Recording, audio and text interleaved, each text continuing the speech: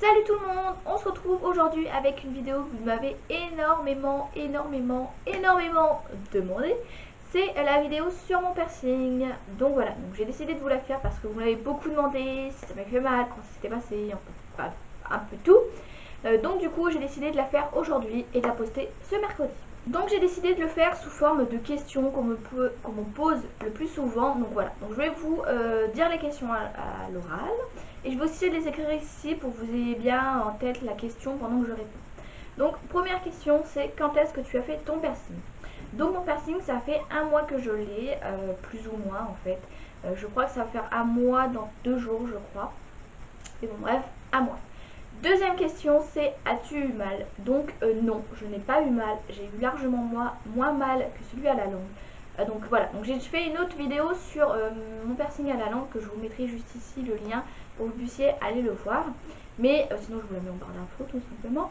Mais voilà, j'ai franchement rien senti par rapport à la langue. À la langue j'avais vraiment eu très mal et j'avais très vite gonflé. Là franchement je n'ai rien senti. Donc ça c'était vraiment top parce que j'avais peur en fait de me refaire percer après avoir fait celui à la langue. Vu que tout simplement j'avais eu très mal celui à la langue, je me suis dit ça va être dur, mais non, ça a été, j'ai vraiment pas eu mal. Troisième question que me pose, c'est peux-tu expliquer comment ça se passe? Donc je vais vous expliquer comment ça s'est vraiment passé pour moi. Donc déjà je suis allée au tatoueur perceur et je leur ai demandé si c'était possible de me faire un piercing ici et de me mettre directement un anneau. Alors pourquoi l'anneau? Tout simplement parce que je trouve qu'il est très beau, je trouve que ce piercing ici va mieux avec un anneau qu'avec un diamant, et moi je ne suis pas du tout dans la phase diamant, boule, etc.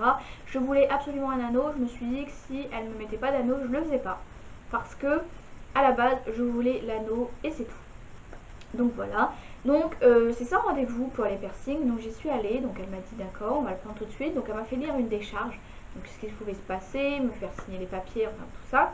Après on est parti dans une salle qui est une salle fermée parce qu'on ne peut pas se faire un piercing comme ça devant tout le monde. Elle m'a donc elle a sorti tout le matériel, donc tout le matériel était stérilisé, tout était sous sachet, donc voilà, je pense que c'est la principale chose qu'il faut regarder chez un perceur, c'est s'ils sortent votre pistolet, enfin plutôt les aiguilles, tout ça, de je ne sais pas où, qui ne sont pas sous vide. Franchement moi je m'inquiéterais. Donc voilà, elle se lave les mains aussi, vérifier que votre perceur se lave les mains, qu'ils mettent des gants et tout ça, je pense que c'est le minimum, mais ça je vous ferai une vidéo sur comment bien choisir son perceur. Donc voilà, donc après elle m'a dit, donc je lui ai bien expliqué que je voulais l'anneau, et du coup je lui ai dit que je le voulais pas trop au niveau de la lèvre, parce que si un jour je décidais de ne plus mettre d'anneau et je voulais retourner à un piercing normal, je voulais quand même continuer à le mettre. Donc du coup donc voilà, du coup elle me l'a fait pas trop à la lèvre en fait, et pas trop bas en fait, pour que l'anneau puisse tenir. Donc après elle me fait un point avec un stylo et elle me demande si ça me va, donc je lui dis oui. Après, donc elle prend la pince, je pense que vous avez déjà vu comment ça se passait. Elle prend une pince, elle prend votre lèvre et elle regarde où ça va passer. Après, elle prend une sorte de petite aiguille, en fait, c'est une sorte de petite aiguille. Elle vous le met au niveau du poing et donc elle perce.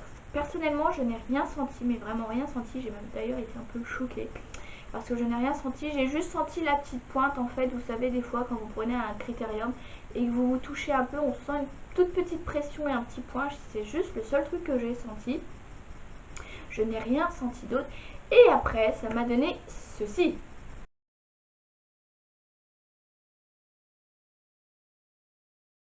Donc le piercing n'a pas gonflé, le piercing n'a eu aucune réaction.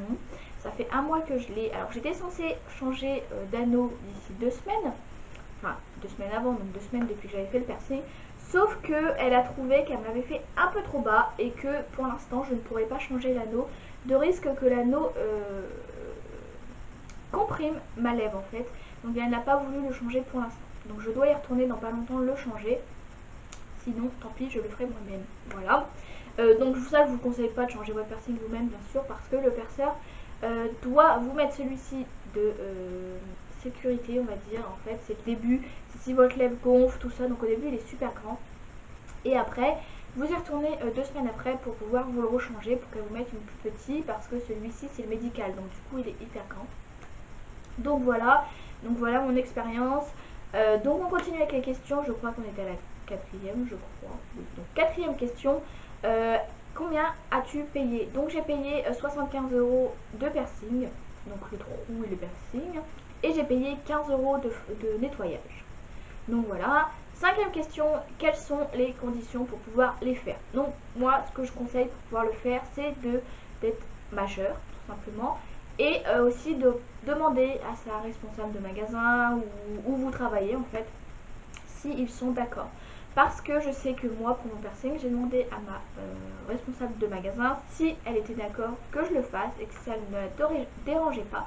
Parce que dans certains métiers, les piercings sont déconseillés. Je travaille avec les enfants et du coup, j'ai quand même préféré demander parce que les enfants peuvent avoir peur des piercings. Elle m'a dit que non, dans l'entreprise, il y avait beaucoup de personnes avec les piercings, donc il n'y avait aucun souci pour le faire. Donc voilà les conditions. Sixième question, c'est quels soins sont à faire. Donc vous allez avoir un kit de soins. Moi je les achète toujours aux perceurs, je pense que c'est mieux et je vous le conseille aussi. À faire matin et soir. Donc vous avez le matin et le soir à faire un nettoyant. Donc en fait vous prenez le premier produit, c'est un produit vert normalement, que vous, en fait c'est de la mousse que vous allez nettoyer votre piercing. Deuxième produit, donc après vous rincez avec de l'eau. Deuxième produit, c'est une eau, en fait c'est un peu comme de l'eau de mer mais pas salée, et vous allez vous rincer le piercing, bien l'essuyer. Et le troisième produit, c'est un produit orange qui aide à cicatriser et qui fait que votre peau va bien se refermer et tout ça. Donc voilà les soins. Il y a aussi un bain de bouche à faire 3 fois par jour parce que bien sûr il faut nettoyer l'extérieur mais aussi l'intérieur du piercing. Donc voilà. Voilà, je pense que j'ai répondu à toutes les questions. Si vous avez des questions, n'hésitez pas à les poster en commentaire, j'y répondrai sûr, ça paraît logique. Et voilà, je pense que je vous ai vraiment tout dit. Je vous ai dit le prix, ça faisait mal, comment ça se passait, enfin bref, voilà. Donc les questions, c'est juste en dessous. Mettez un pouce en l'air si vous voulez que je vous fasse une vidéo sur comment bien choisir son perceur. Donc voilà, j'espère que cette vidéo vous aura plu et je vous dis à mercredi prochain.